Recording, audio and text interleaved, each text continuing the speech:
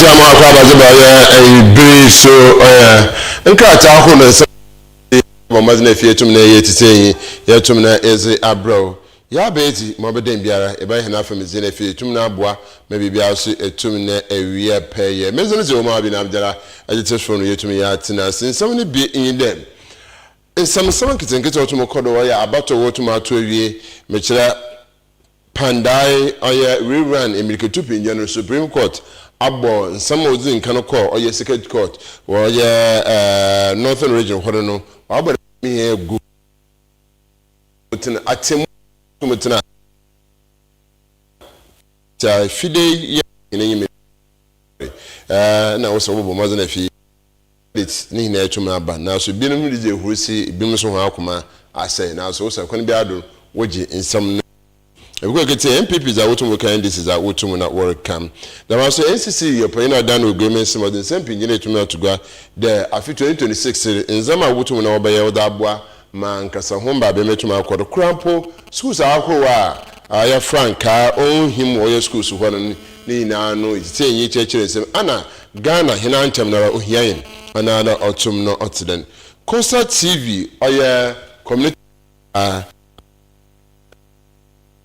kono so director bohina abado do wo yisum da yebokọ hina nyimi awbampa da baji the whole Ghana zi efi etum na abo yeyi dama so na Costa TV community connect ada wo manta some members dependa yebokọ yeyi Friday fida ya ba mazene efi yetum hiwe kishia wa adesada some members phetum na achire ya hona adwen papa police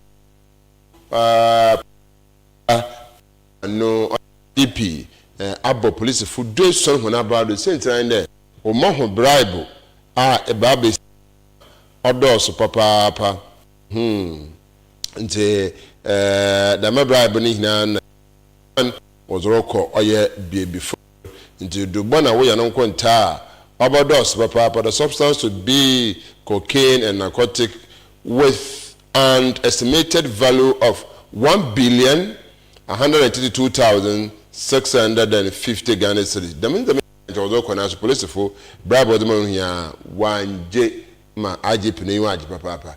In a pinyo kaka MPP miminde okwakotwa na so pepe ni hina za okande ba odi baby sha na also Kennedy 52%. Hey, wa me yije tuma abba hon party nim. Bia tuma bo figure bi ma no hanchan yekoye nim. Mezele zo ma bi na Abdullah meyemu ni ASORBA ba na mo yenda ye ho embra sima ba bi ye ba bi nsem num akwenyim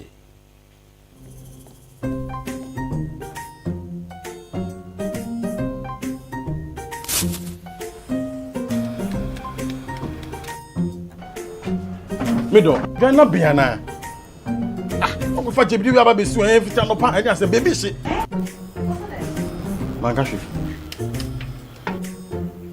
Junior!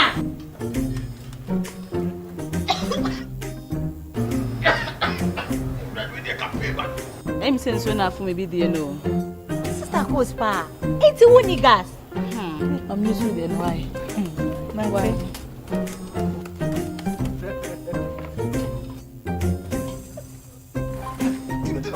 Down yankana wa. Sister Coach. Use gas. Gas ye fast, ye easy, ye convenient. Wow.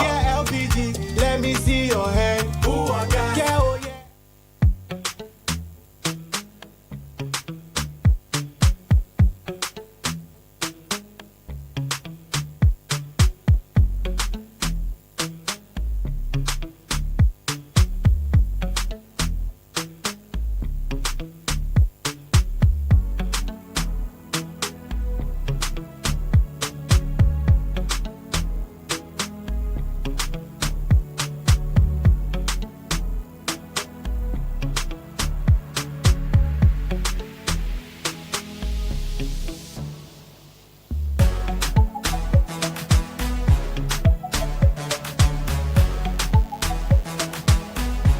We sell gift shop, a place you can rely on. You call on us and we'll deliver. Thank you.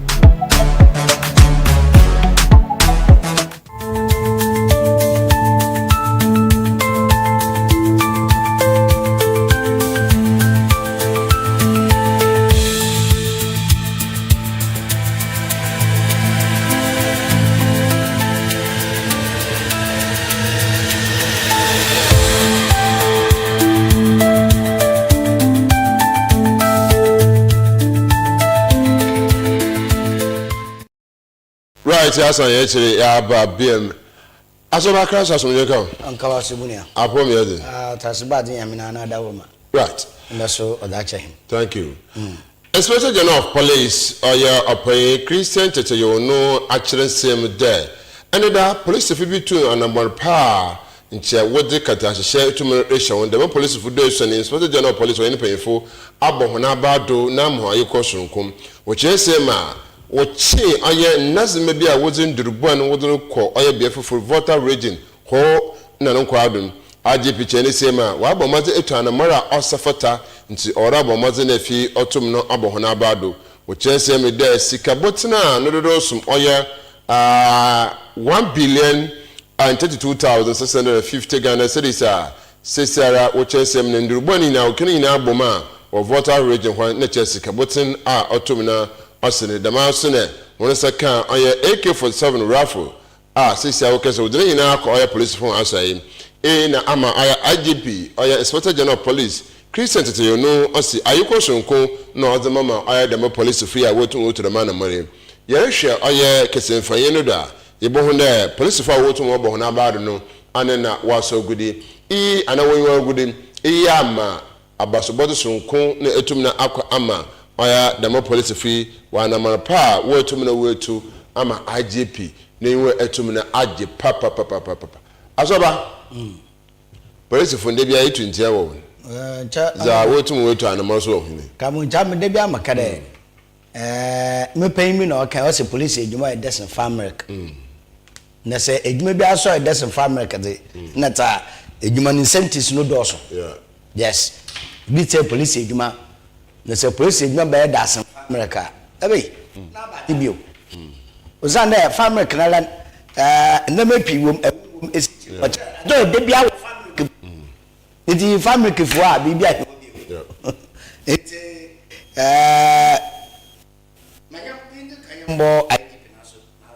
no bad yeah when who dem nanu was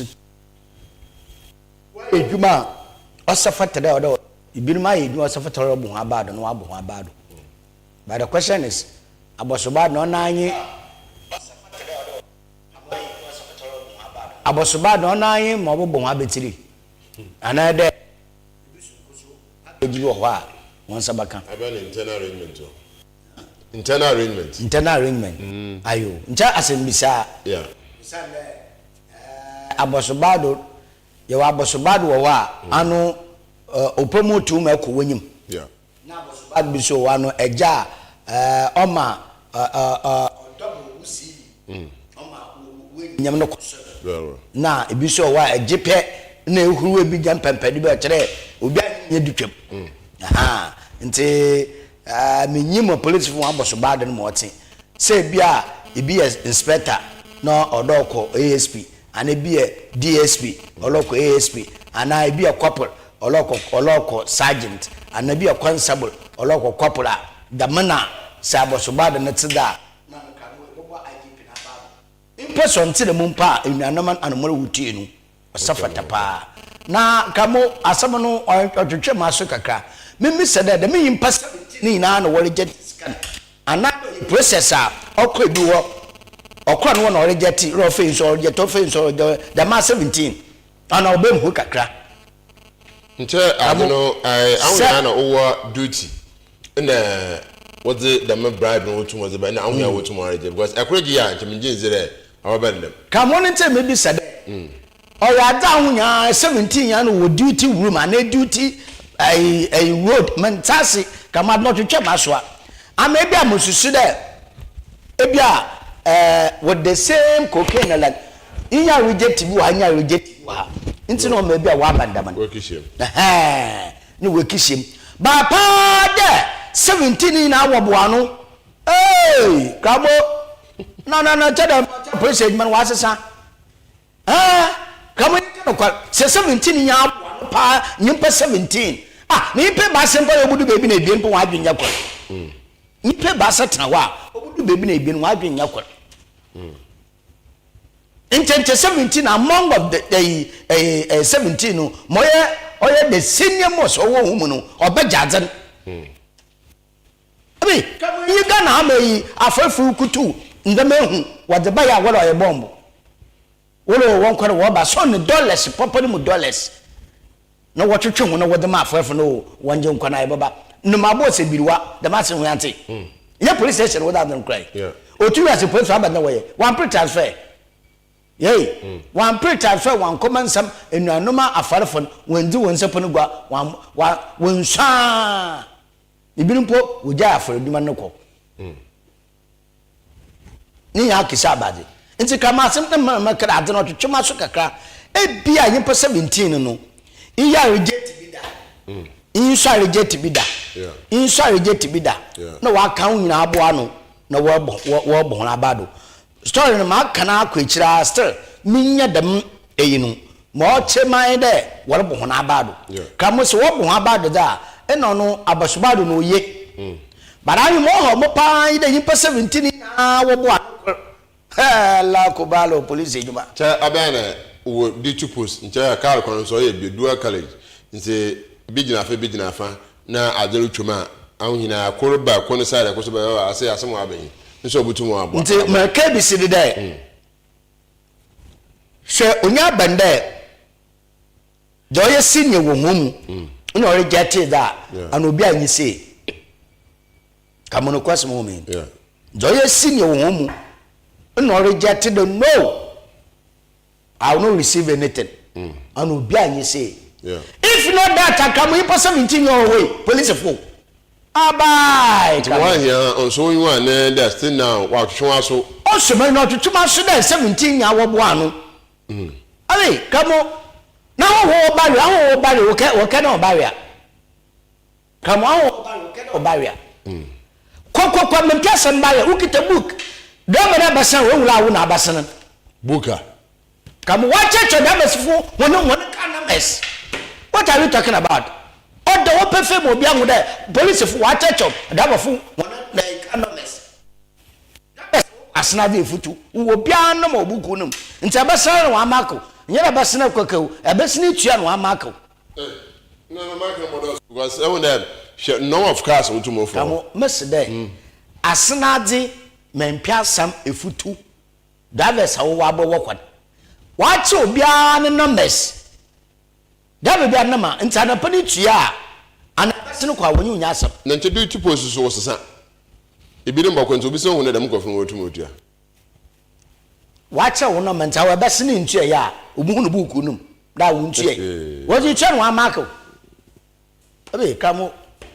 And I make a police fool, and a puff for how much for her, or Boko man, a puff abba, and a puff for Boko, maybe a bit for abba. We are before Boko, maybe for abba. To be some more who let them go for a judge on the messenger. Why you miss? Instead of America chow there, watch you be a number. And see, sir, you know, Moruque in a wajina. Oh, we are a Kamako, oh, you know, we are a Kamak, never afraid with your Makiano, was a big post. Ah, come on, maybe so there. The master maybe send that. Maybe send that with your day. A State Transport Corporation, STC. Yeah. And when I stop on barrier, no, but I say, a for the fool, and when I stop on barrier, no, Abadintra. Not all trophy, shoot. Stop. Town to whom boot, so what's up on that? Ah, 1 2 boots. Come.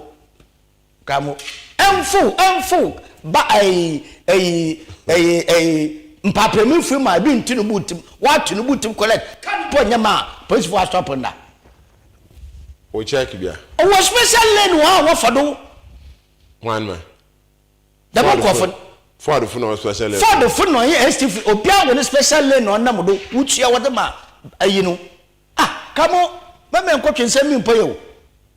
Miss Obia or couldn't show them a police until you were because who station manager? Who station manager? And she shining there. But soon be our driver. You don't know what? W. Accra. What's your police for? Obeying answer what? A second I do could master. Come on, me if you want it, you be your name. I'm a missy 17 no on yada wabuano. No, so I don't want to know check no reject him. The rest of them in your way, when our way cool. Come on, you think on my cocaine will order coconte. And one ma By one so me. Ye police fu yale bia. One so me. Ah, kamo. Ye police fu yale bia. Police fu yala. Enti say ye po 17 o ka da mad na. Kamo ya ba fa na ma na mu ma de munsusu kwen na bia. Wanya fa akwa. Inyi ye bi wa ha, inyi ye bi wa na. Wa ka ho nya abom na wa bo ho na abado. Na so nti da meda nche 17 ne de. Ebe obi fukwer ebien ibasa anan. Na wa pempo wo fa mo office mo wala ntel. Da wa chi bi no mo wodre miske ya ma wan. Hwe. Gabo. Mo wa chi wonu waja, we chiske waja wonu po. Na wa malai, wa frap another barrier the pali sa wo besko wo wonti. Wa ye wad. Na wa ye wad wa je won. Na mpo fra ne so wodin ko bi sira man. Ebe kamo. Ya ti Ghana ho. Yinyim da me fatini na. Yinyim police fu won da man take sini na. A wodi ye won rupe. Ahwa wokoba na ahwa obaka. Nya me kan wokoba na ahwa la obaka. Nteke sa edumanum. En kamo yan kan kwa man yan ho. Da mu ko kani ya wachi na ska wodi be. Da mi pe 17 ya na oho no wore jeti ya na. Ncha akoro no bu ho ade waka achira kro definitely wo the major be on boy ncha wada itum na ihwemaade o cross check nza mapi nyina sa itum to anamra cars car na nzama no gomen sa anya thorough search pa ya intelligent they will get it nti ade ne be no senior owo mu no huni ncha wo chandare one ozin kan huni asam na me ka chew senior huni na o ka chew na da madi de me not so yafu ya mo mo jiska madamadi ko oho wo nyina atasi ebe kamo ne to mo tip of obaka kire papa sika wono ebe kamo mama mgbe nsem bi do kasua la awon police fiale wa fa kasua ye ya wo wotamo ko kasua ka ji ahuna dealers akasakasi na wotamo ko okaji na wa fa wa kacha alaji yebo no wa akunfia ha no akala gina nkoto bala no amiskara mon yese wodoko no wode mpefo wode da kamo kamo enti no kwasem o mi da 17 na adwuma waye no ebia pay no hu ne kacha wo na so yefo ya won bo waje bible bia wo papa no wo awu nyina obi hu ne di ni sure bo won wa me ye hwe na wo akwa wo nim no ana mesika mesi wo ha na da mesem na epoi akwa we wo hu asem abaka cheo mo dia bato ma ka chirawo nta wala lanji ati ba lanji fo masafo ado ko debi papa yina saba de ba foko ba mande yedu de mi nti se 17 ya wa adwen ya kureta no bebi ofi right 17 no yebo hona baado yekodebo hona baado yemro yekosunko wa anpempenso a wotum na odiga na budui ama IGP oye Inspector General Police Christy to you no nyu ajo yen pa free nara wosi impa ya da osayeye impa ya da osabosobozi nta ayikosunku na ebutum na exam yen tinye sebuza na yekwekigina oye mreyima soye wo show yedwumeda se oye pandai into oye honorable Matthew Yindam woso onsere nchen osana nsambi wo oye na abatunum okwa oye Second court oya no passion no do no ogbegui de awda obomozo okoto aba no foforo nti letter commission crampo of the date ba na so oya MPP amayeku no honem renyim furu no za wotum oya da wodi oya injection koto da ma asam no do ma Supreme Court sha se gbugbo hwa ende za otuma aba yin de atemofo wotina gom no wonam enum nyemum anan akire nsem de aye dam court second court na wutu the man na high court no wa kwashini na etuegu nya ajo butum aja atum tetere anhwe ne ye pa anade parliament osano ko biema atara honorable Matthew Yindam oboko aye mbeshebogo fie ekidini juma na emom on the 6th of February wasi obasa ho echi ebubu asam no kra but ehija ejuma bebi ara say atemofo anan ebegina pepepe akor nkoto no gira kwatenkro iyama endisa amayeku num mbabinum yende was ha MP before ba we sha white on the bayede chana te mofon ohu akokukom wa kaka ase mi etuma che nti MP before worry about what mo sha white e bi so che nsem de abira amampanyin aya otegwe eduara wodo no court 8 months e court ububu asamen che nya wa Ghana he hu na endis vash white ni na mamampanyin so etuma sha nti da mabia no so e bakale aya amampanyin na yin ni mpanyifo wonya te mofo no kwa kehia no yim za obutu oboko si ahyan se de bia ke kansa metumi de ba yan kwankwohwe damensa no otumo kodo no dom binim hunensa ma wotumo aka afaseme yo nya government edie ye be gina ha ne adidi judge for ato omo decision no ye faso but ye betima ka se ye twen na rule ne ba ne ya hwe se kwan be ho ya be fa na dia fa ye gina ha nka se omo na call high court no ye nim se be omo adidi high court judge na atam anu ankra anase no ajin kon se omo attack I mean CJ any judges ye dey entisa anti ye the invest say ya be odi ya be dra ya bomb price o man kwa bana from the OMAR me do bia so we be attach bia no say and then the end of the day. Thank you. Thank you. Parliament is about representation of the people. It's not about numbers.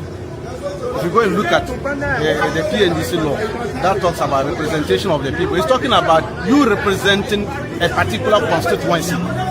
Why did we file 276 candidates for 2024 election? What was the intention of filing 276? To win 276 seats. We didn't file 276 to go and win only 180 or 188. We were targeting 276. That is the reason behind our filing. So nobody should be telling us because we have numbers, so we should just fold our arms and allow an illegality. How can somebody use 1,400 for one polling station to be in parliament? And you think we should fold our arms and allow this? Okay, if I go and rig an election, I use technicalities and get away with it. That's what we are trying to do. We are not going to succumb to this. We respect the judges, we respect their decision, but we disagree with it. And we will wait for the reasoning on 6th February. Our lawyers will peruse it, and you hear from us after. Ladies and gentlemen of the press, the court has just given its decision in the Kwandai matter. Is to the effect that the decision of the Tamale High Court, the Commercial Division, decided by Justice be quashed by a 4-1 decision. Now, as a party, we agree, and therefore we will advise our candidate in the matter regarding the next step to take.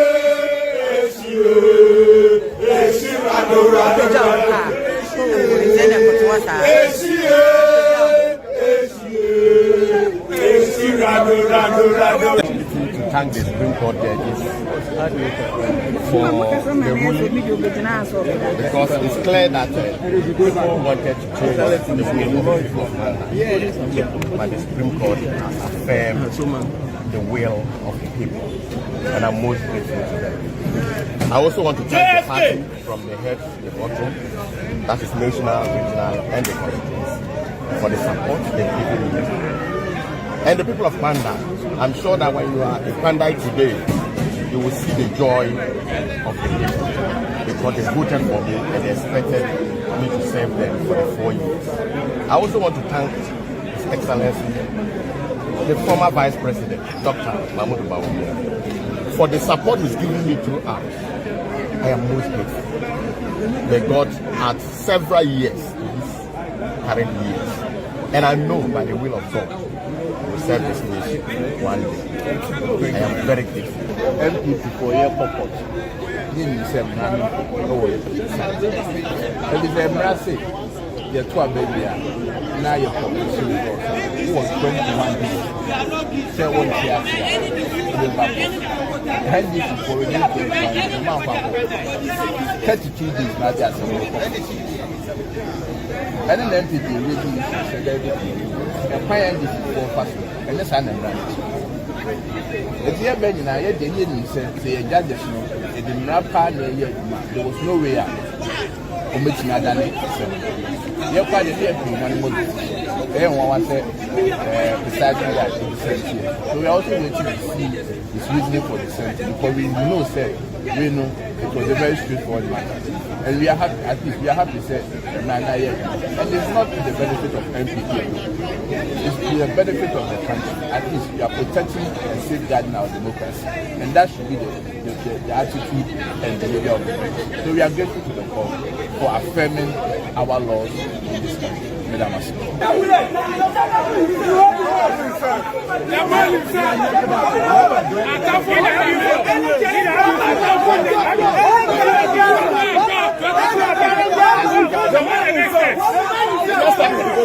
This is the man Pandai people want. This is the man Pandai people want. Yes. He's a man of Pandai. He's the hope of Pandai. The youth in Pandai, they say he's the one they want. The aged in Pandai, they say he's the one they want. Yes. Women and men in Pandai, they say he's the one they want. Exactly. So the will of the people to be respected. Yes. And it was respected on 7th December. Okay. So anybody who wins a case in court will be happy. That's exactly what we knew that the NDC had no case. Yeah. The man had lost. For an MPP candidate to win in Panda by over 3,000, you have lost. There's no argument about it. For an MPP candidate to win, and for the first time, an MPP presidential candidate won Panda. Since '92, MPP presidential candidate has never won Panda until the last election. Panda has 10 votes, as simple as that. So we thank the court for affirming the decision of the people and recognizing that the people had voted in a particular direction, both presidential and parliamentary. So we can only thank God that justice has. Because we are not born with it. All the political parties in Ghana, we are the only political party that have never staged a coup in this country. And we situate ourselves as persons who uphold the sanctity of our democracy, and then we make sure that we follow the due process. Those are the questions that I wanted to respond to. Okay. Sami na party say bi no simbiana na asam otum no oba be metira additional to be da hinu nia KOFI TV by the na papa that wa man so inside to mark some nimbi that's KOFI TV fu aso him brother there inside bi amro hinti kamo ma mensha simfi dam lai da asam no ko Supreme Court maka san ebien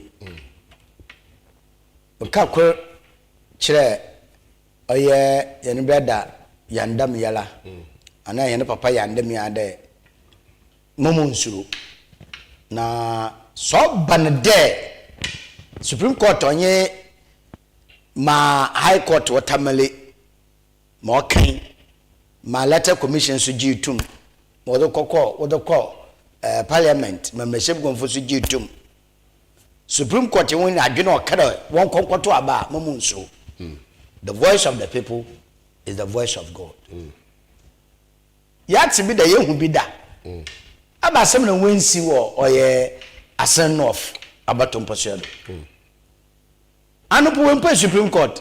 Na oba ya yin da won san koto aba na papa na won reject ne citizenship na normal oye da manu. Umfa no ntencha. Was Bibala approved there or Kenyan sana or Begina. This sort of them that was uncle to Abadibio. Yantagana ha, Abasimsi. In Yana knows any Winibia. That is it. And some catch up upon the Mamunsu. Uncofunala. Woman opportunity more than no one cat assembled the guam or about to what about the money. When we, some been me womp a bit metasi. Usan painful ejebi wo ejebi tase. Ibi kwa, ibi ka. Da mo kwafra abesna to aba man wakọ mehye bogom. Ntoma mo ho no. Oni ekura mekai. Ekoso meka bi o. Mede fa oye ndis amanye ko ne ntanwa mo wole ye. Eba de pati pa de sisia wo pen bi wo mehye bogom. And I hear somebody now or commenting more say if so big about why did you file 272 constituencies 276 I've tell you file media file there ya pedi binya now do you want to tell us that Ghana fear way in this final and that Ghana fear no pay this for answer no and the mission would see what baba come be fair be fair no the most na dada wala kra o san wala tifie wa wonuanom wa robusafo ponya wo no pe wasam fa de meshi wuti wa baba ebu wa wo ye nampa e da ni da mpa kod nampo o du bi asam bi a e be kan nya no yo ya adwen yes this is him where e fa de ba nya no yo ya adwen that doesn't mean on pe wasam o pe wasam ba decision na da ban on yo nya adwen o lo ka chere me yo nya adwen nto onye wotamfo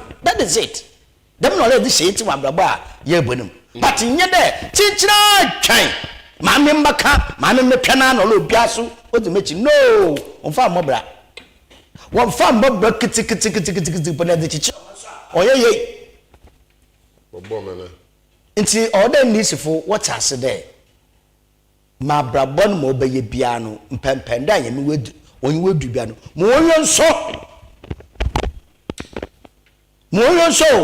na nhyɛ nsewa ene wa abaye David ni dine bi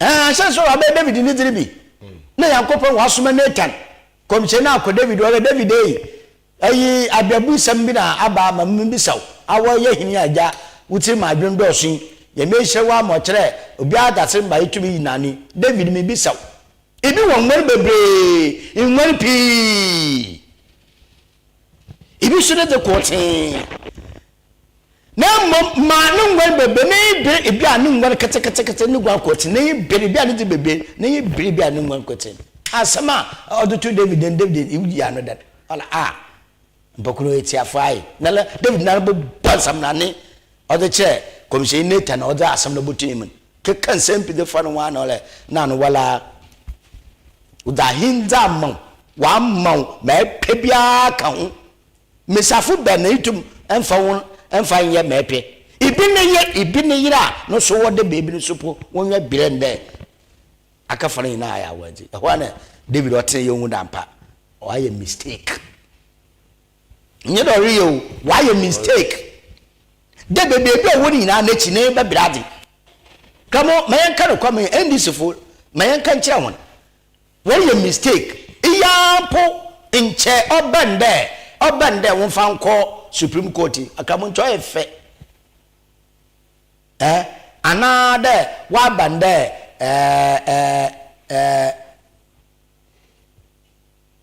High Court decision wa gbo egunumpo nchi NDC bi amowo kama NDC bi amowo zeni na nkom na cha party leaders bitira honorable Asedun Katia Sebun Katia eno onye party secretary eno onye that constituency na regional minister dem KOFI na they should come together and sell the bag one be bag on. Yes, on no go protect the party no for the future. But enya de me pay greedy. So the man say me okeke come the man say ya in the Supreme Court wa gbe a work keke. Enya de me pay greedy. Ahwe ya domina woto abama na asa empere. Come on. Asa ma wo so ba, chan so ba ka chan so on. Asaba me ka chew na enya de me pay greedy. Nti em nkofe hu na nti bebe Yankopon wa ya mo nya wo nti won Yankopon sa che okay se dem not na nanu ma ati che ma ya mo nya won nso ebi ne je coach na no nso oye yanka ya ma be ye ma wa wo pere wo ye no ye nti kuku bo na Queen epune ba for de na wo bu nche ba wugwa epune mu wuro kamo ababa ya bo no du bebia na de nsem ya ye mfantom Pharaoh Israel ma bayan kwosoma ma so many years ne yankopan osimamba mala me bi hu na efim nkosum wan ka fe bi afi be bialo Moses nana oye Israel no wo Egypt wonaland Moses nana wo yi ne fim da bra na sanoko ki yi nkofo ne fim o sa na wa kwa kasa na eti ibu onyere na hia asam ebaka numofo ma asam a kire no wo da ampa yankopon no so man oye na fam di mo baye bia Pharaoh ma yankopon ye nsentene pi a o che no ne yame na wasoma Moses kamo oye de me na chie no Pharaoh na komoto yi ya wo foko what's one also on task there no Israel ma ya fo nkoso no wo ko Israel won no be yankoa so won no be yankoa da no no ye task kra eh yansan ka fo nkofo no ma o mo some him wa bra edi epiapa edi agya hono kwan mo ho nyina wo ko bebi a wo ko bebi wo ko bosum no nso no wo ba maka chori nye de bani ndi Pharaoh nso no maka chori da bra na mama ban awa wo ko bra no bo bela mpe aka fa ma wa bosum bio